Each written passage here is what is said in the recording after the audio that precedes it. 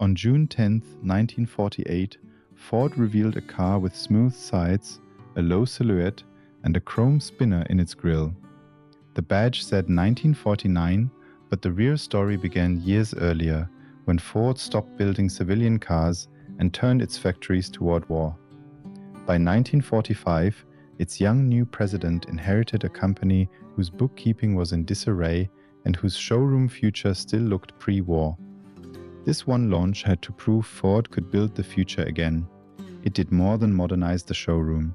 It became the product that made a corporate rescue visible. The strangest part is that Ford's post-war problem began with one of its greatest achievements. In February of 1942, civilian automobile production ended across the United States.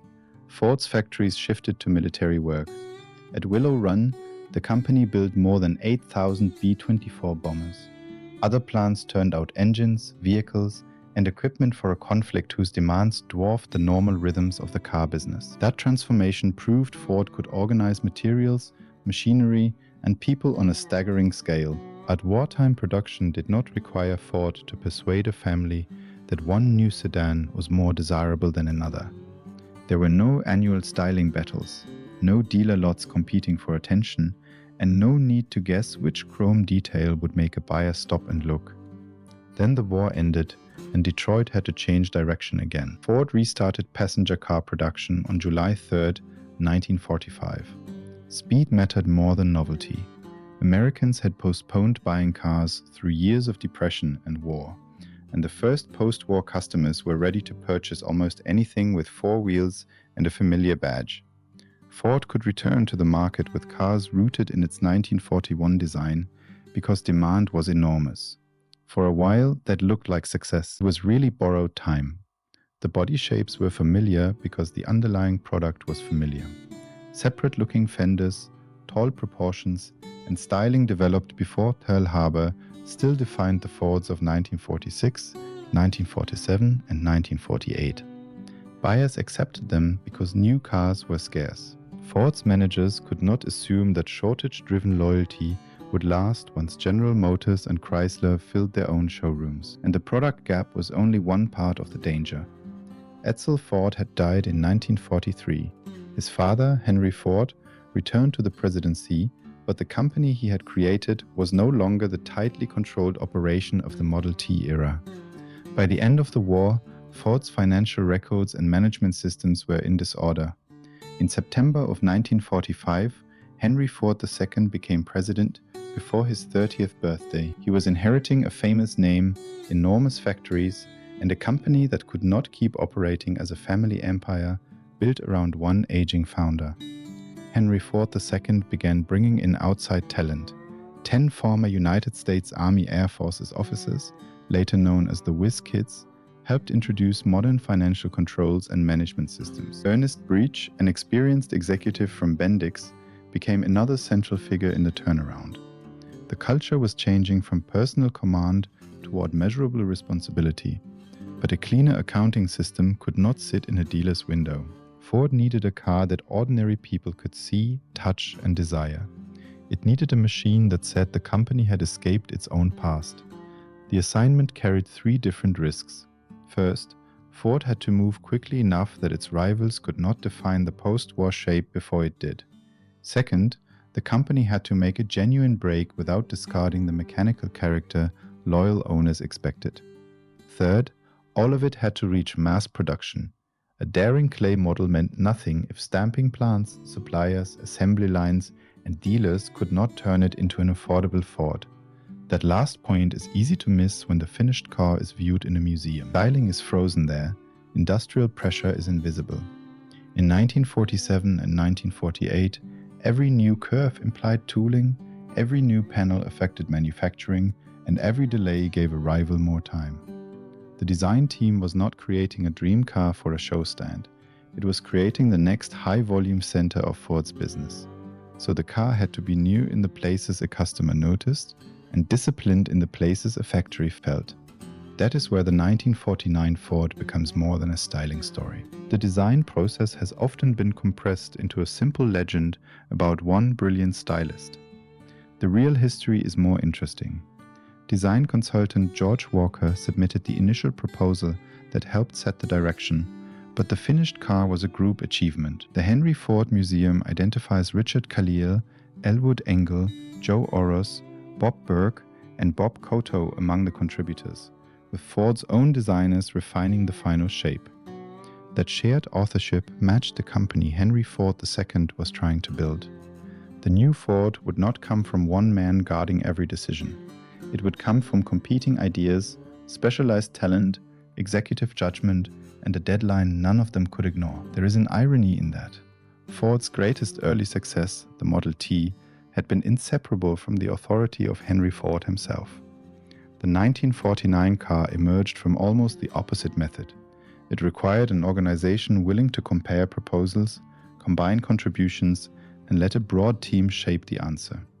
The process was not as easy to turn into legend, but it was far better suited to the modern industry Ford now faced. The visual break was immediate. Instead of treating the fenders as 4 separate volumes attached to a central body, the 1949 Ford pulled the surfaces together into a smooth envelope. Its sides looked cleaner, its roof looked lower, the integrated pontoon fenders made the car appear wider and more planted. Up front, a circular chrome element sat at the center of a horizontal grille, borrowing the visual language of the aircraft age Ford had just helped supply. Even the wind played a role. Ford tested the shape for aerodynamics, turning wartime technical thinking toward a civilian product. The result was not a futuristic experiment that frightened conservative buyers. It was familiar enough to be a Ford and new enough to make the previous model look suddenly old. That balance was the real design victory. Look at the outgoing car and the new one as silhouettes, and the shift becomes clear without knowing a single specification. The earlier Ford rises and falls around its fenders. The 1949 body reads as one continuous volume. Its front, passenger compartment, and rear appear to belong to the same object. The effect seems natural now because later cars adopted the same basic visual logic. At the time, it told buyers that Ford had stopped polishing a pre-war idea and had started with a different one. The airplane influence also carried more meaning in 1948 than it does today. Americans had watched aviation technology accelerate through the war. A spinner at the center of the grille connected Ford's family car to that culture of speed and technical progress. Yet it remained a decorative symbol rather than a bizarre experiment. It translated the excitement of aircraft into a face that still looked appropriate outside an American home. A company in trouble can make two opposite mistakes. It can change too little and look exhausted, or change so much that customers no longer recognize what they trusted. The 1949 Ford threaded the space between them. The grille supplied theater, the clean body supplied modernity. The familiar Ford name supplied reassurance. Under the hood, buyers could still choose Ford's established V8 tradition, now presented inside a car whose overall appearance belonged to the post-war world. The message was not that everything familiar had been discarded. The message was that Ford could carry its strongest identity into a new era. The clock was moving fast. Production of the new model began on April 8, 1948. Ford presented it publicly at New York's Waldorf Astoria on June 10th. Dealers displayed it later that month. That sequence mattered because Ford beat General Motors and Chrysler to market with an all-new post-war car. For a company that had recently been struggling to understand its own finances, arriving first was a powerful reversal. The timetable made that reversal tangible inside Ford as well. A public reveal could not be postponed because one department was unprepared. The press event, dealer introduction, manufacturing ramp, and national advertising all had to support the same promise. The new management systems were no longer abstract reforms in an office. They were being tested against the most unforgiving deadline in the automobile business: the day customers arrived to see the new model. The launch also revealed how completely the stakes had changed since the first post-war cars. In 1945, simply having a new automobile to sell was enough.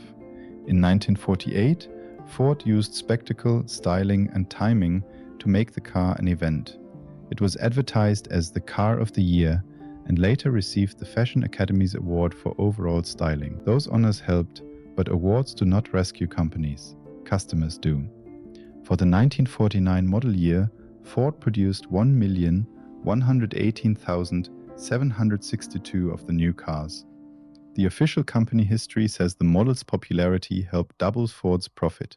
It returned the company from loss to profit and gave dealers a product that could compete on desire, not merely availability. This is the point where the familiar claim that one car saved Ford needs a little care.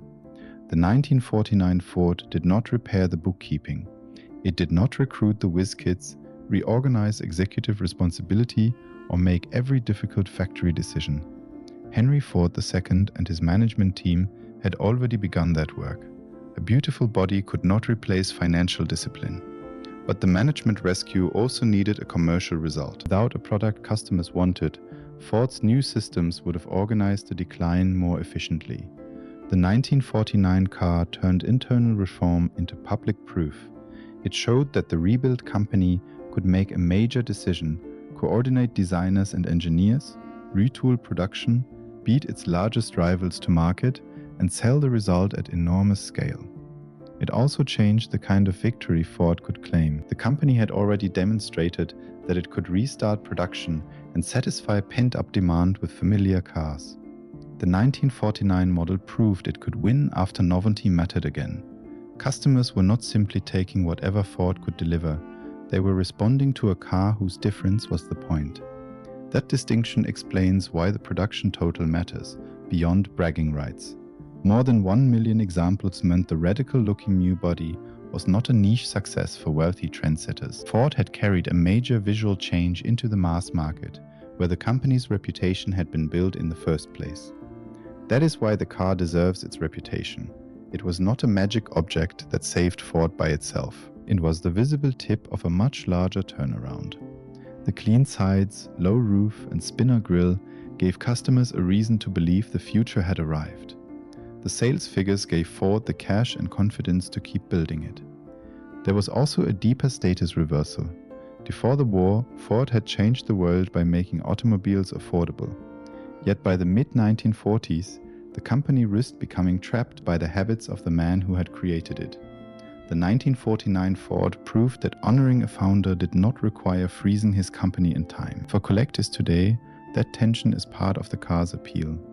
A 1948 Ford and a 1949 Ford parked side by side do not look one model year apart. They look as if a historical boundary runs between them. One carries the rounded vocabulary of the pre-war era, the other presents the smooth, integrated shape that would define the next decade. Which one would you rather have in your garage? The last familiar 1948 or the clean sheet 1949? Tell us which side of that dividing line you would choose. Ford's wartime factories had proved the company could produce at an astonishing scale. The years after the war posed a harder question. Could it choose the right civilian future? The 1949 Ford answered with more than 1 million cars, a return to profit, and a design that made yesterday look unmistakably like yesterday. That chrome spinner was not just decoration. It was the point at the center of a company turning forward again.